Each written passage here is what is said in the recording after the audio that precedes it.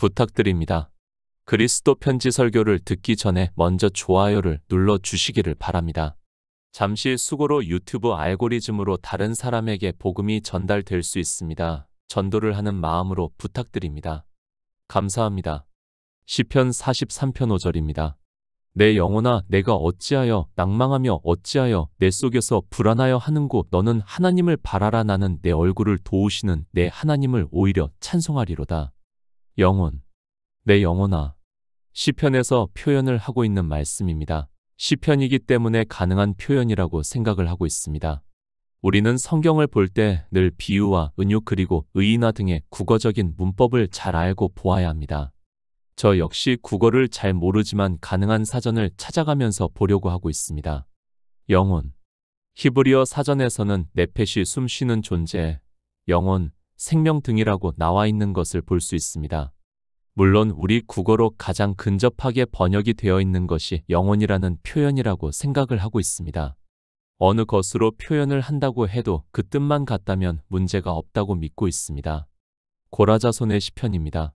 시편은 시를 노래한다는 의미를 가지고 있습니다. 아니, 사람들은 그렇게 이야기를 하고 있는 것으로 알고 있습니다. 악기에 맞추어서 노래를 했다고는 하지만 실제 그것은 명확하지는 않다고 전해지고 있습니다.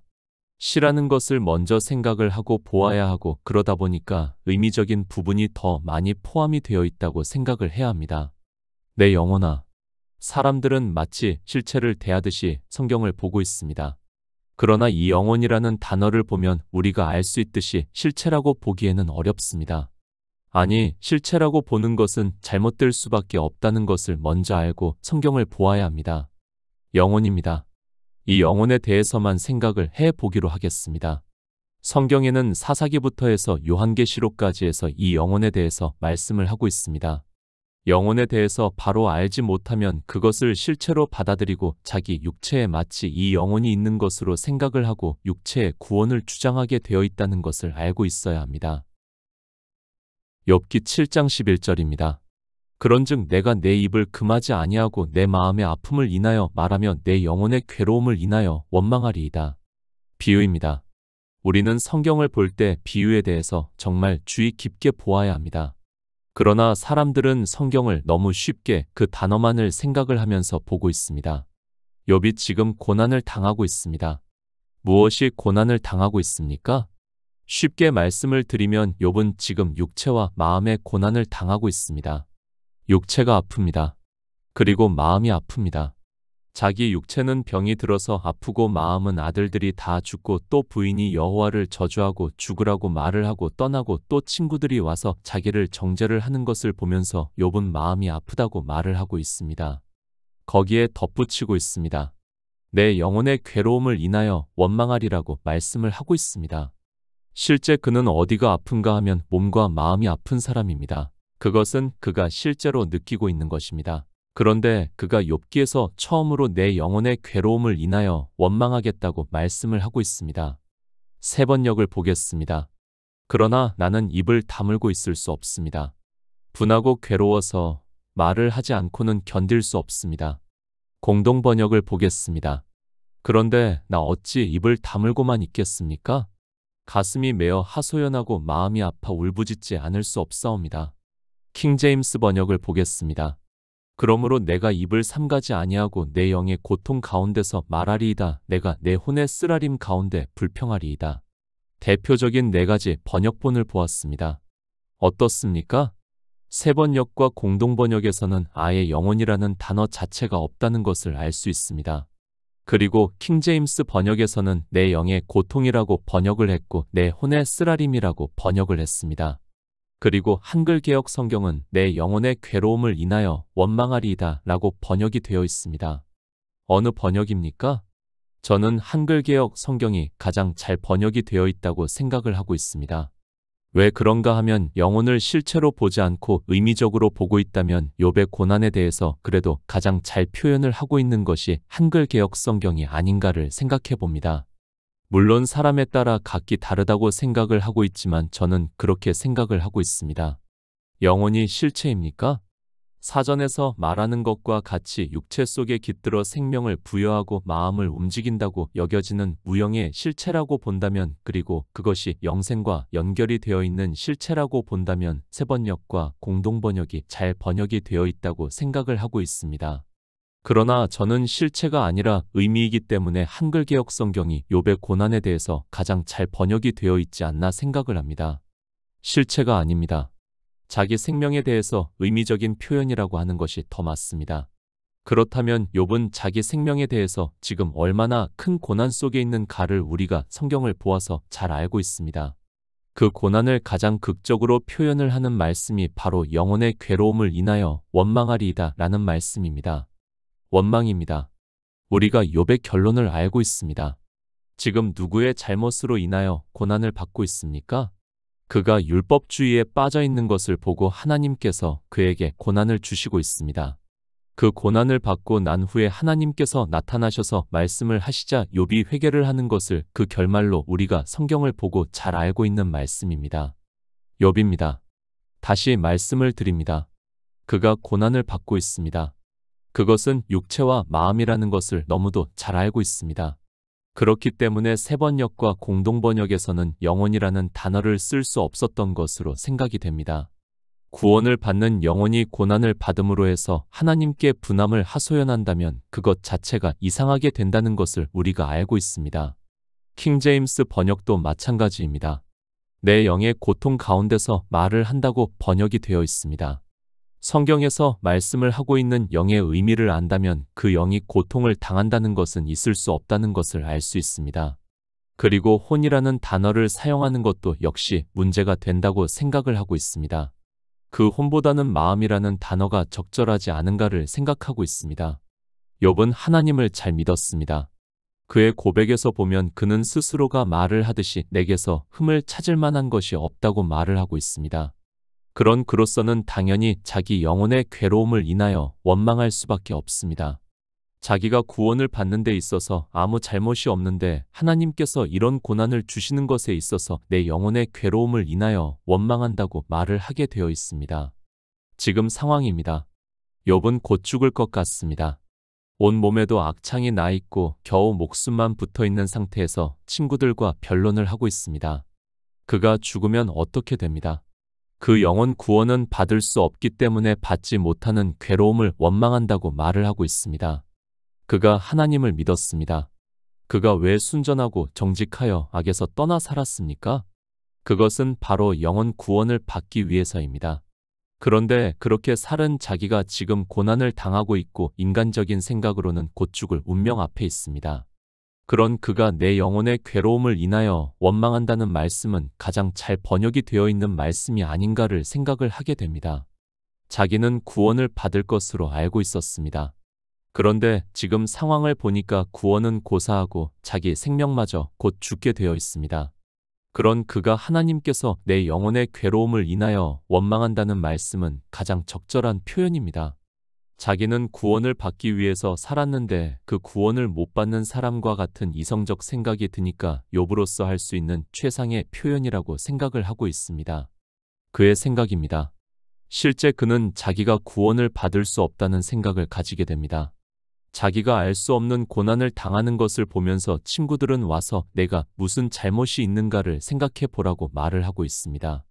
그러나 아무리 생각을 해보아도 잘못한 것이 없는데 실제로 자기 육체와 마음이 고난을 당하고 있으니까 이제까지의 이성적 구원관에 대해서는 원망을 할 수밖에 없습니다. 한글 개역 성경이 번역이 잘못되었습니까?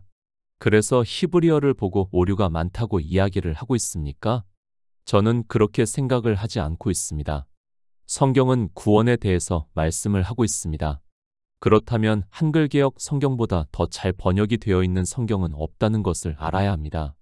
욥은 정말 영혼 구원을 받기 위해서 살았고 그것에 대해서 지금 내 영혼의 괴로움을 인하여 원망한다는 번역은 가장 잘 되어 있다고 믿고 있습니다. 시편 6편 3에서 4절입니다. 나의 영혼도 심히 떨리나이다. 여호와여 어느 때까지니이까. 여호와여 돌아와 나의 영혼을 건지시며 주의 인자하심을 인하여 나를 구원하소서. 세 번역을 보겠습니다. 내 마음은 걷잡을 수 없이 떨립니다. 주님께서는 언제까지 지체하시렵니까? 돌아와 주십시오, 주님. 내 생명을 건져 주십시오. 주님의 자비로우심으로 나를 구원하여 주십시오. 공동 번역을 보겠습니다. 내 마음 이토록 떨리는데, 야훼여. 언제까지 지체하시렵니까? 야훼여. 돌아오소서, 이 목숨 구하소서. 당신의 자비로서 살려주소서. 킹제임스 번역을 보겠습니다. 나의 혼도 심히 고통스러우니 오 주여 언제까지니까? 오 주여 동하오셔서 나의 혼을 구해주소서. 오 주의 자비하심으로 나를 구원하소서. 시편 6편입니다. 우리가 다른 번역을 보면서 성경을 보는 습관을 가져야 합니다. 다른 번역에서는 영혼이라는 단어를 찾을 수 없습니다. 그러나 유독 한글 개역 성경에서만 영혼이라는 단어를 사용하고 있습니다. 참 이렇게 번역이 되어 있는 성경을 본다는 것 자체가 너무도 혼란스러울 것이라는 것을 잘 알고 있습니다. 성경입니다. 왜 사람들이 한글 개역 성경을 사람들이 폄하를 하고 있는가를 우리가 이 영혼이라는 단어만 찾아보아도 쉽게 이해할 수 있습니다. 오직 한글 개역 성경에서만 영혼이라는 단어로 번역이 되어 있고 다른 성경은 목숨, 생명, 혼 등으로 번역이 되어 있는 것을 볼 수 있습니다. 물론 전혀 틀리지는 않습니다. 그러나 우리가 구원을 받습니다. 그 구원에 대해서 성경은 어떻게 말씀을 하고 있는가를 알아야 합니다. 지금 같은 단어를 가지고 성경학자들이 서로 다르게 번역을 해놓고 있습니다. 그리고 그래도 성경을 연구를 한다고 하는 사람들이 이 번역이 되어 있는 성경을 보고 있고 또 히브리어의 원어를 보고 있습니다. 일반 성도들입니다. 아마도 이 말씀을 이해한다는 것은 쉽지 않다는 것을 잘 알고 있습니다. 서로 다른 번역에서 그것도 서로 다른 단어를 보면서 이것을 깨달을 수 있는 사람이 있을 수 없다는 것을 잘 알고 있습니다. 그러나 우리는 성경이 무엇에 대해서 기록했는가를 알아야 합니다. 그것은 구원입니다. 물론 실체적으로 말씀을 드리면 영이요 생명입니다.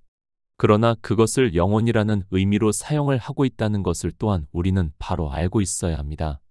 이 영혼이라는 단어를 생각을 하면서 실체로 보지 말고 의미로 본다면 쉽게 성경을 이해할 수 있다고 믿고 있습니다. 모든 성경입니다. 원칙이 있습니다. 그리고 기본이 있습니다. 그것이 무엇입니까? 성경을 왜 우리가 보고 있습니까? 그것을 사도 바울이 디모데전서에서 말씀을 하고 있습니다. 또 내가 어려서부터 성경을 알았나니 성경은 능히 너로 하여금 그리스도 예수 안에 있는 믿음으로 말미암아 구원에 이르는 지혜가 있게 한다고 말씀을 하고 있습니다. 구원입니다. 성경을 보면서 이것을 한시라도 잊어버리는 사람은 자기 구원을 잃어버리는 사람과 같다는 것을 알아야 합니다. 성경을 보는 이유입니다. 그리고 성경을 우리에게 주신 목적입니다. 그것은 우리가 이 성경을 보고 그리스도 예수 안에 있는 믿음으로 말미암아 구원에 이르는 지혜가 있게 하기 위해서입니다. 다른 것 없습니다. 성경을 보고 감성놀이 하지 마시기 바랍니다. 우리가 성경을 보고 모든 것을 다 안다 해도 그가 구원을 받지 못한다면 그는 아무것도 모르는 사람과 같다는 것을 알아야 합니다. 하지만 사람들은 성경을 그렇게 보고 있지를 않습니다. 번역입니다. 영혼 구원을 생각한다면 여러분이라면 같은 단어에서 어떻게 선택을 해서 번역을 하겠습니까? 지금 대표적인 4가지 번역본이 있습니다. 다른 것 생각하지 말고 오직 구원에 대해서만 생각을 하고 성경을 여러분이 번역을 하고 있다면 어느 단어를 선택하겠느냐는 것입니다. 저는 한글 개역 성경입니다. 제가 왜 이렇게 한글 개역 성경에 대해서 계속해서 말씀을 하고 있는가 하면 이 시대 인터넷을 보면 한글 개역 성경을 폄하하고 있는 그들이 넘쳐나고 있기 때문입니다. 자기가 사람의 이성적 지식으로 아주 조금 알고 있는 히브리어를 안다고 해서 마치 하나님의 지혜를 받은 것으로 생각을 하고 있는 사람들이 많이 있습니다. 저는 그냥 사전을 찾을 정도입니다. 그 정도의 히브리어와 헬라어를 보고 있습니다. 그러나 그 정도만 해도 우리가 보고 있는 한글 개역 성경을 보고 구원을 받는 데 있어서 아무 문제가 없다고 믿고 있습니다. 그러나 안타깝게도 사람들은 구원에 별로 관심이 없는 것 같습니다. 말로는 자기는 엎어져도 천국에 들어간다고 하는 그들이 구원에는 전혀 관심이 없습니다. 다윗의 시편입니다. 그가 무엇을 말씀을 하고 있습니까? 시편 6장 전체를 문법적으로 보아도 그가 영혼 구원을 얼마나 사모하고 있는가를 쉽게 알 수 있는 말씀이라는 것을 누구나 알 수 있습니다.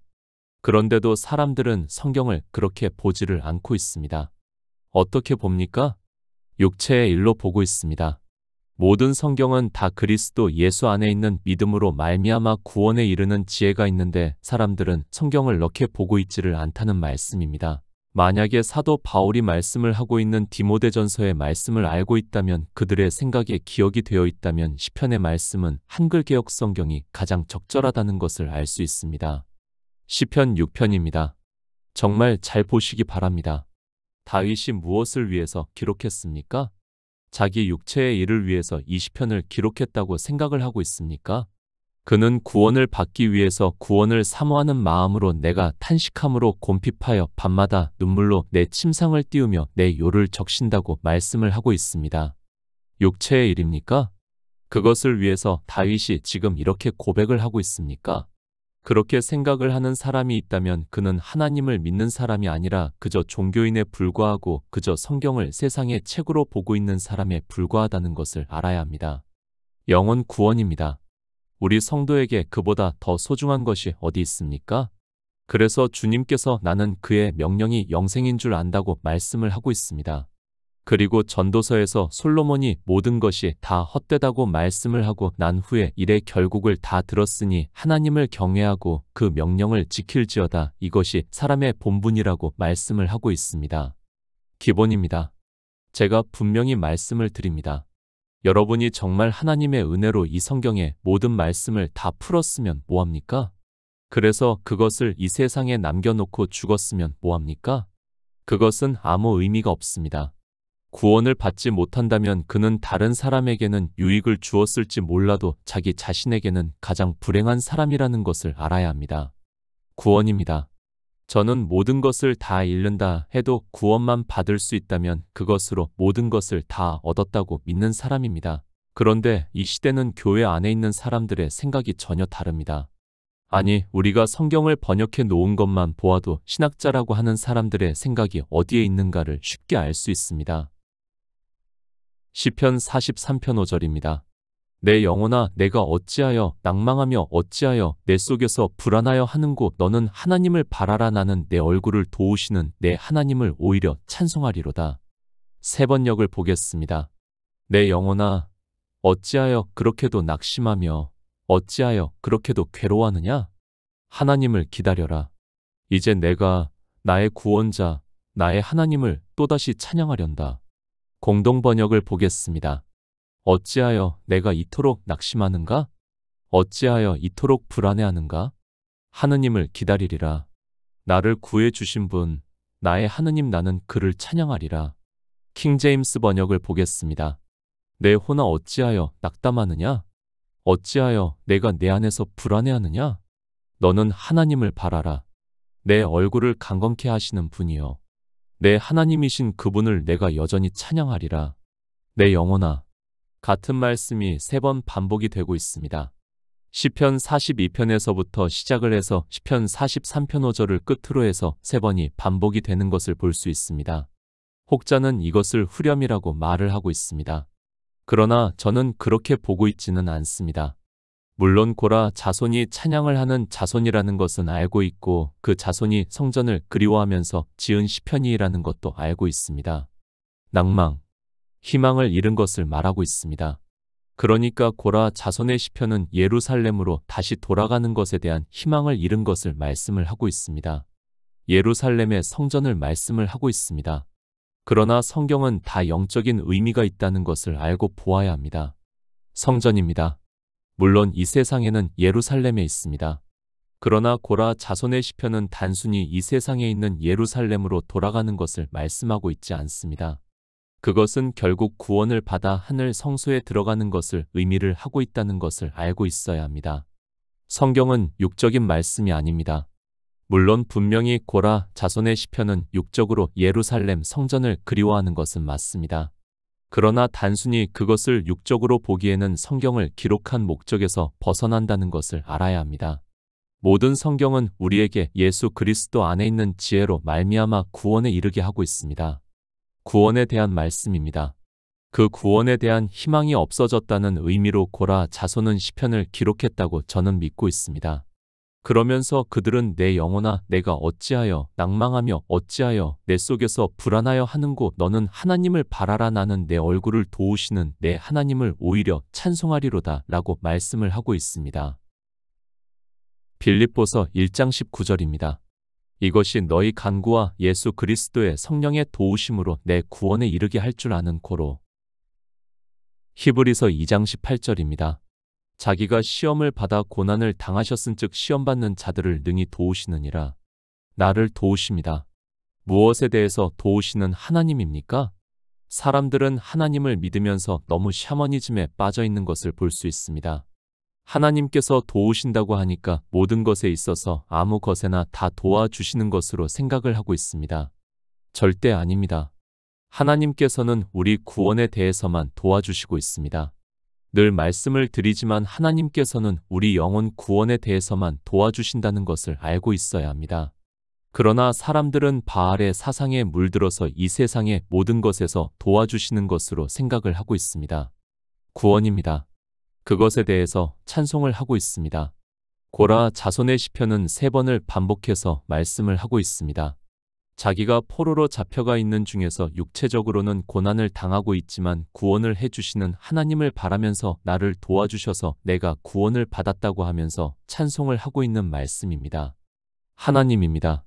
그분은 우리의 구원을 도와주시고 있습니다. 그래서 이 시대 우리에게 성령을 보내주시고 있습니다.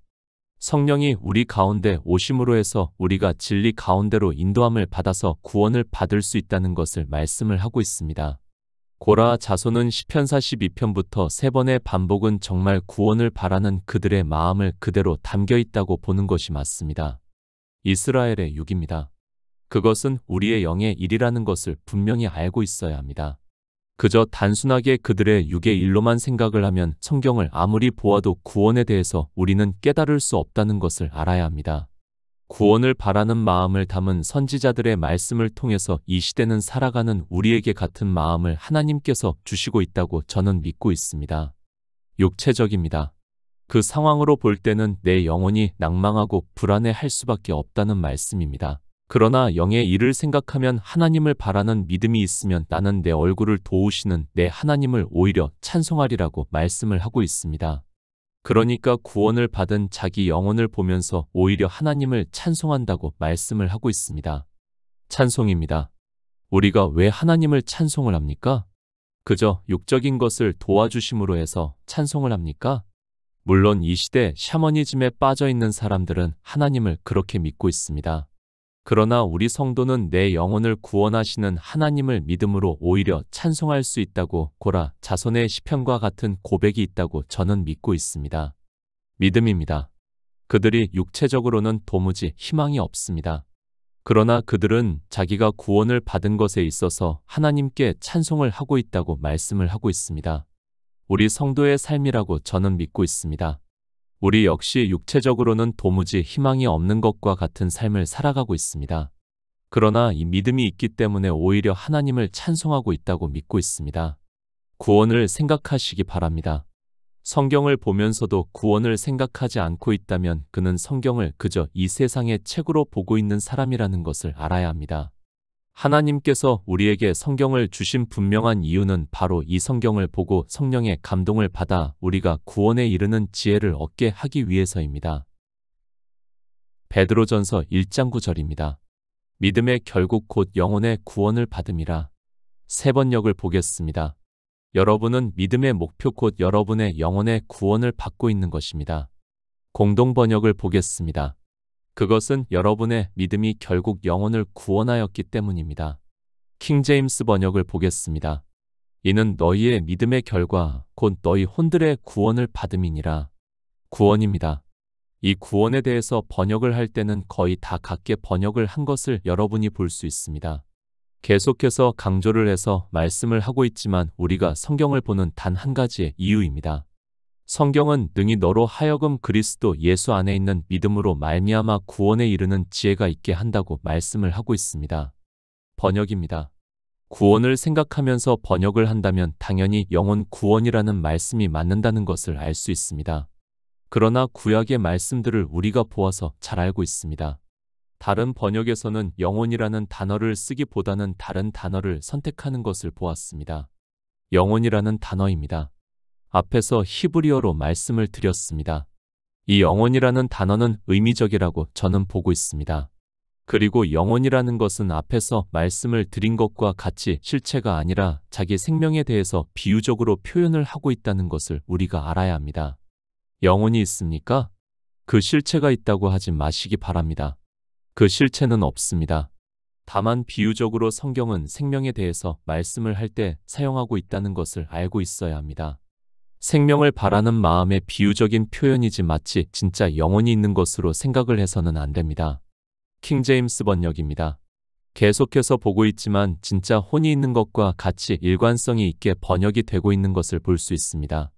저는 베드로전서 1장 9절의 말씀은 믿음의 결국은 구원이라는 것으로 말씀을 할 수 있습니다.